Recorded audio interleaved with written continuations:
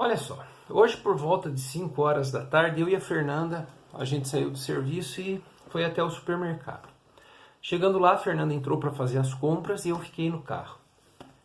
Aí um piazão chamado Anderson me abordou na janela do veículo e falou assim: será que o senhor pode me ajudar de alguma maneira, contribuir com uma moedinha, um dinheirinho, uma parte das minhas compras, tal e coisa? E a gente começou a bater um papo ali.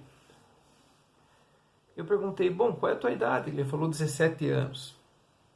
E aí a gente foi conversando, a conversa foi evoluindo e eu tomei a liberdade de perguntar. Falei, Anderson, aonde você mora?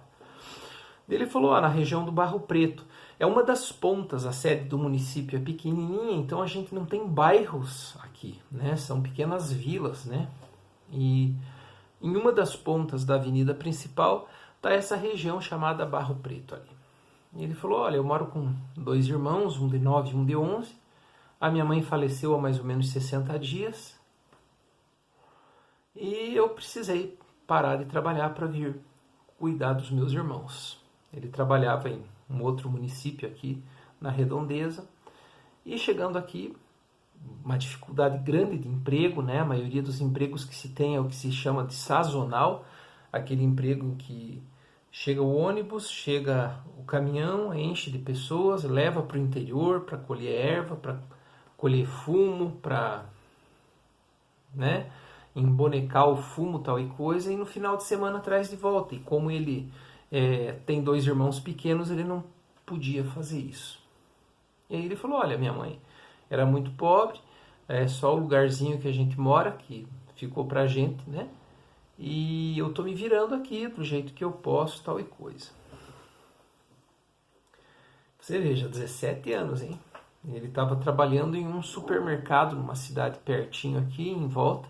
Ele trabalhava até como, acho que jovem aprendiz, alguma coisa assim. E precisou romper o seu contrato e voltar.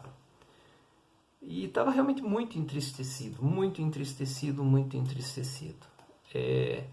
Evoluindo a conversa, ele contou outros detalhes que não vêm ao caso aqui e falou muito a respeito da desesperança, né? Os irmãos continuam indo para a escola, o benefício social provavelmente seja cortado porque a mãe faleceu, a mãe era titular, né?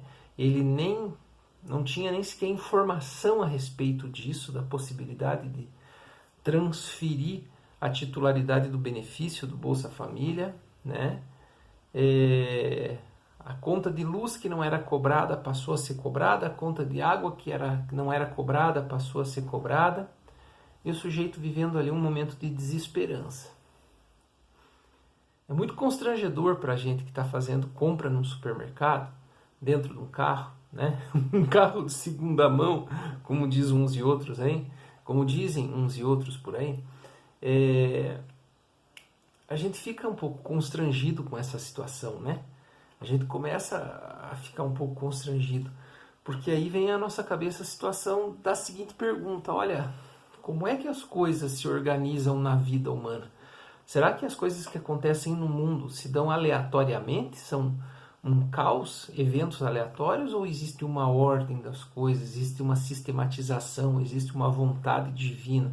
Não estou dizendo aquilo que você acredita, que você aprendeu e por isso você acredita que é verdade. Eu estou dizendo aquilo que você vê na tua vida, aquilo que você vê, as situações acontecendo com as pessoas à tua volta, as coisas graves que acontecem e o ser humano na busca de uma resposta, em busca de uma explicação para as coisas ruins que acontecem,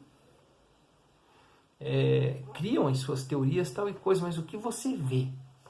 Você vê ordem nas coisas, você vê com clareza, sem tentar forçar a barra, você vê uma mão sobrenatural operando, ou você só vê caos, né?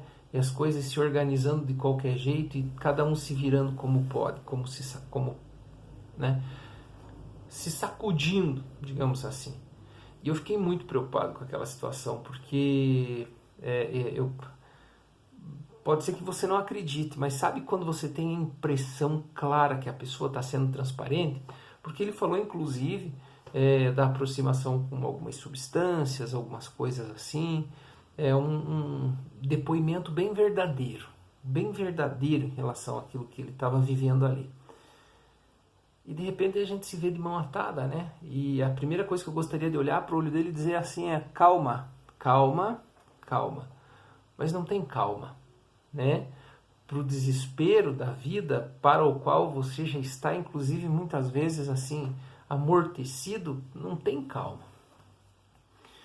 E aí eu perguntei para ele, falei, olha, você conhece a política de assistência social? Você conhece um CRAS ali perto da tua casa, tal e coisa? Você sabe que você pode ir até lá, regularizar a titularidade dos benefícios, reorganizar a luz, reorganizar a água. Eu não sei se serviu alguma coisa as coisas que eu disse, sabe? Pelo menos para aliviar a minha consciência um pouquinho serviu, porque o que precisava ali era informação. E ele concluiu só a oitava série, não conseguiu concluir o primeiro ano. No falecimento da mãe, ele abandonou o primeiro ano para voltar para Prudentópolis. E ali realmente, né, eu espero que... Peguei o endereço do cara, amanhã eu vou entrar em contato com a pessoa que é responsável por isso, pedir uma visita, sugerir uma visita, né, para tentar ajudar a regularizar ou dar uma força dentro daquilo que for legal, né, tal e coisa. Mas já pensou numa situação como essa? Numa situação complicada dessa, o cara vai completar 18 anos agora, nos próximos dias, a responsabilidade por 2 irmãos, a família distante lá em Santa Catarina, tios distantes, e a gente começa a se questionar mesmo como é que é a ordem das coisas, como é que funciona a ordem dessas coisas. Será que alguém tem domínio sobre isso? E eu queria ter filmado o discurso do rapazinho. Ele falava assim, puxa vida, eu tinha esperança, eu achava que ia dar certo, eu achava que não ia acontecer com a minha mãe. As pessoas me diziam, não, vai dar certo, vai funcionar. Não, as pessoas falavam, fica firme, aguenta o rojão aí que vai dar tudo certo. E não deu, né? Então aquilo que ele pensava, aquilo que ele planejou no momento que entrou no Jovem Aprendiz para trabalhar no supermercado, aquilo que ele pensou quando entrou para concluir lá o seu segundo grau, desapareceu quando as coisas começaram a acontecer de um jeito diferente daquele que ele havia planejado. Eu não sei se existe uma ordem. Eu acredito que sim, eu quero acreditar que sim, que exista uma ordem, que exista um sentido para todas essas coisas, mas eu acho que além do sentido, eu acho que é importante a gente começar a fazer alguma coisa, sabe? Não sei se só por alívio de consciência, mas acho que dá para ajudar. Às vezes até com informação. Às vezes por preconceito as pessoas não se aproximam de alguém que está chapado. Claro, porque tem medo do sujeito armado. E não estou recomendando a ninguém aqui que se aproxime de alguém que faça uso de substância ou que esteja alcoolizado. Nada, absolutamente não estou falando isso. Né? Mas as pessoas muitas vezes mantêm a distância. Né? Não quer...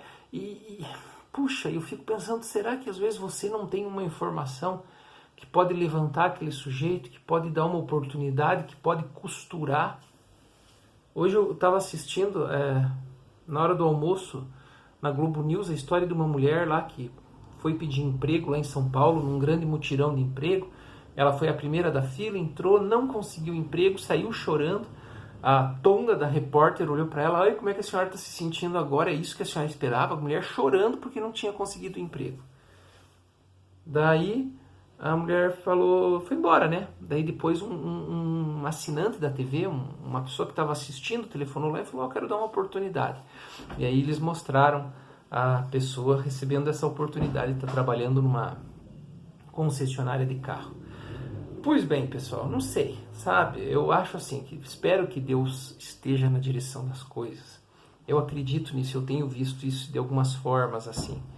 Mas eu acho que se a gente puder costurar algumas coisas, se a gente puder se lançar, sabe? Alguma coisinha que você puder fazer, sabe? Ouvir alguém fazer uma queixa, uma reclamação, dar uma orientação, passar um endereço, ajudar essa pessoa a acessar seus direitos. Por isso eu respeito tanto a categoria, por exemplo, dos assistentes sociais, sabe? Eu acho assim que o trabalho profissional que eles fazem é tão importante, quantas pessoas são beneficiadas por isso, mas eu acho que a gente, enquanto ser humano, cidadão comum, pode ouvir, pode conversar, pode saber aquilo que está acontecendo com a pessoa, sabe? E quem sabe uma orientação que você dê, coisa simples, uma orientação no trânsito, um endereço.